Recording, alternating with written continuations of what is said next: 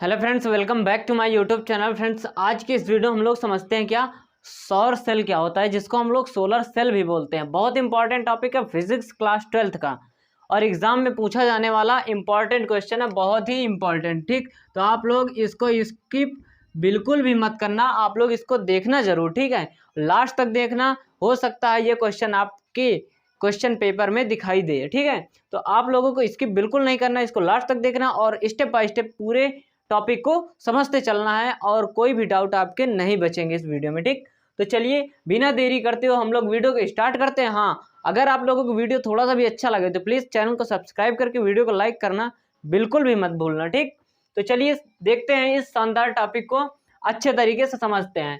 तो देखो, सबसे पहले इसमें क्या होता है कि बात करते हैं अगर हम सौर सेल की, तो सौर सेल होता क्या है सबसे पहले हमें जानना जरूरी ये है। ठीक है, तो देखो, जो सौर सेल होता है वह युक्ति जो सूर्य से प्राप्त होने वाली एनर्जी को क्या करता है, सीधे वैद्युत ऊर्जा, मतलब जो सूर्य से आने वाली ऊर्जा को वो क्या करता है, एब्जॉर्ब करके किस में बदल देता है, इलेक्ट्रिकल पावर में बदल देता है, इलेक्ट्रिकल एनर्जी में चेंज कर देता है। तो ऐसी युक्ति जो होती है वो क्या कहलाती है, आपकी सौर सेल कहलाती है। कोई डाउट क्लियर हुआ ना? आप सौर सेल कहेंगे भाई किसे, अगर कोई पूछता है सौर सेल क्या है, तो भाई आपको बताना क्या है कि जो सूर्य से आने वाली ऊर्जा को या सूर्य से उत्पन्न विकिरण को या सूर्य के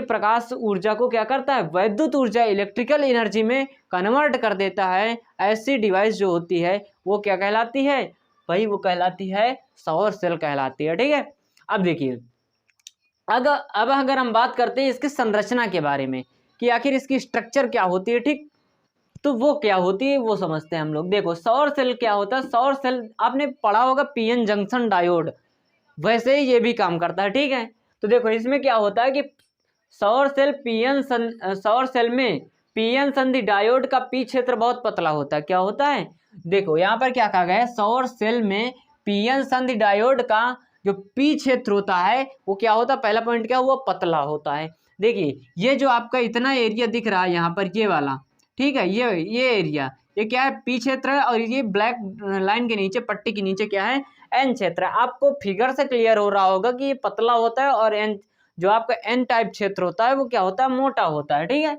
तो यहाँ पर यही कहा गया है कि पीएन संधि डायोड का पी क्षेत्र क्या होता है भाई, बहुत पतला होता है।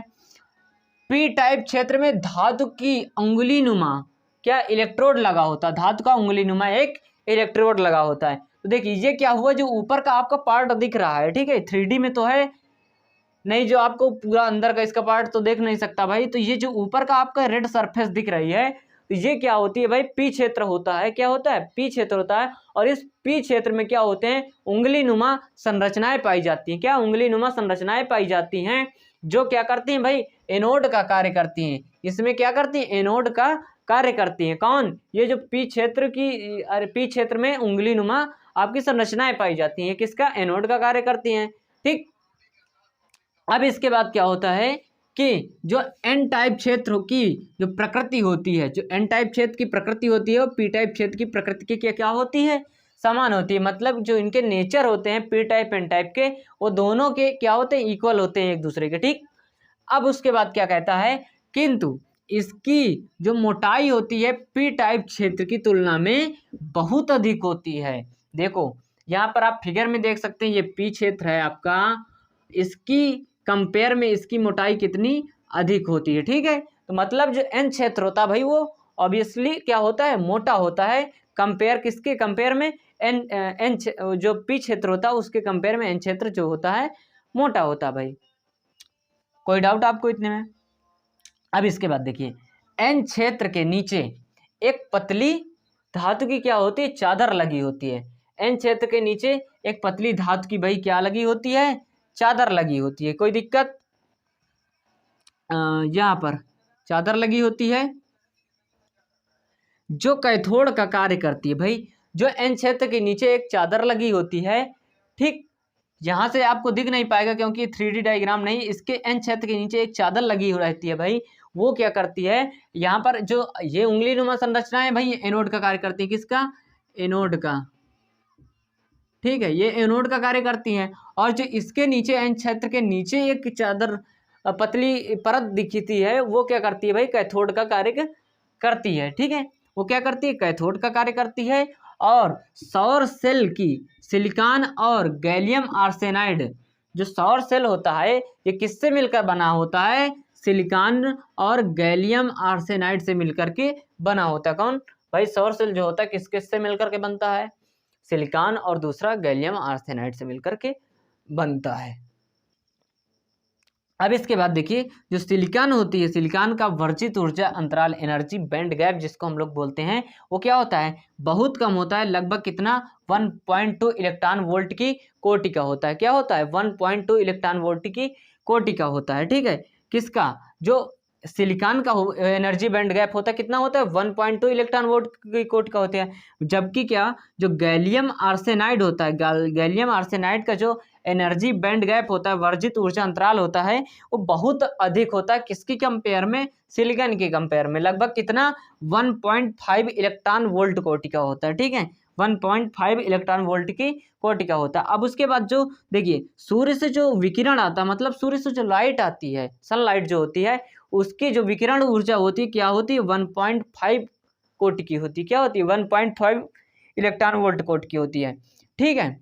अब इसके बाद देखिए क्या होता है, इसलिए जो गैलियम आर्सेनाइड सिलिकॉन की अपेक्षा अधिक उपयोगी होती है। क्या होती है, देखिए यहाँ पर जो गैलियम आर्सेनाइड का एनर्जी बैंड गैप होता है वो क्या होता है, बहुत अधिक होता है, लगभग 1.5 इलेक्ट्रॉन वोल्ट की कोटि का होता है। और जो सूर्य से विकिरण आती है वो उसकी भी जो कोटि होती है क्या, 1.5 इलेक्ट्रॉन वोल्ट कोटि की ही होती है, ठीक है। इसलिए जो भाई सिलिकॉन की कंपेयर में क्या, जो गैलियम आर्सेनाइड होता है सिलिकॉन की अपेक्षा क्या होता है, अधिक उपयोगी होता है। तो ये कुछ रही इसकी बेसिक संरचना। अब हम लोग इसकी समझेंगे भाई वर्किंग क्या होती है, कार्यविधि क्या होती है, ठीक। तो चलो फटाफट से हम लोग उसको भी समझते हैं, ठीक है। अब देखिए इसकी वर्किंग में क्या कहा गया है कि देखिए, जब सूर्य का प्रकाश क्या होता है, सौर सेल पर क्या होता है, आपतित होता है। मतलब क्या होता है कि जो सूर्य का प्रकाश होता है, सनलाइट होती है, वो ये सौर सेल पर जब क्या होती है, आपतित होती है, मतलब गिरती है, ठीक है। तो जो इसका पी टाइप क्षेत्र है, मैंने अभी आपको बताया था कि जो पी टाइप क्षेत्र होता है वो क्या होता है, पतला होता है। और एन टाइप क्षेत्र जो होता है वो पी की कंपेयर में क्या होता है, मोटा होता है, ठीक है।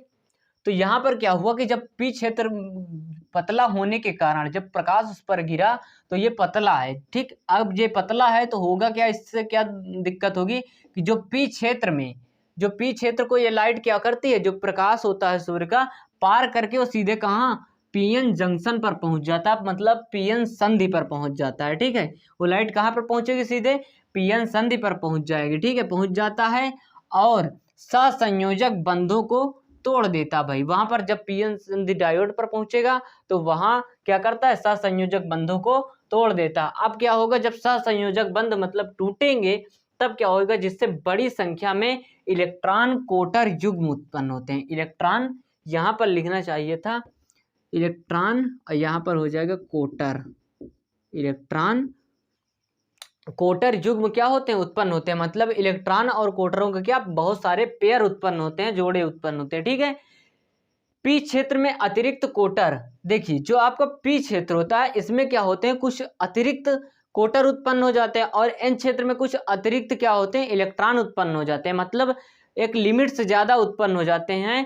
अगर यह कंडीशन जब बन जाती है तब क्या होता है कि ये पूरी जो युक्ति है, ठीक है, यहाँ पर क्या कहा गया है कि पी क्षेत्र में अतिरिक्त कोटर, पी क्षेत्र में अतिरिक्त कोटर और एन क्षेत्र में अतिरिक्त इलेक्ट्रॉन की उपस्थिति के कारण यह युक्ति जो है वो क्या करती है, एक बैटरी की तरह व्यवहार करने लगती है, एक बैटरी की तरह कार्य करने लगती है। मतलब हमको क्या करने लगती है, इलेक्ट्रिकल एनर्जी को क्या कर देती है, प्रोड्यूस करने लगती है। और हमको उसको क्या कर सकते हैं, उपयोग में ला सकते हैं, ठीक है। इसका उपयोग जैसे कैसे किया जाता है, पंखा चलाने में इसकी लाइट का प्रयोग कर सकते हैं, ठीक है। लाइट वगैरह जलाने में इसका प्रयोग कर सकते हैं। मतलब हमको क्या मिलेगा, इलेक्ट्रिकल इनपुट देने लगेगी, इलेक्ट्रिकल एनर्जी मिलने लगेगी, ठीक है।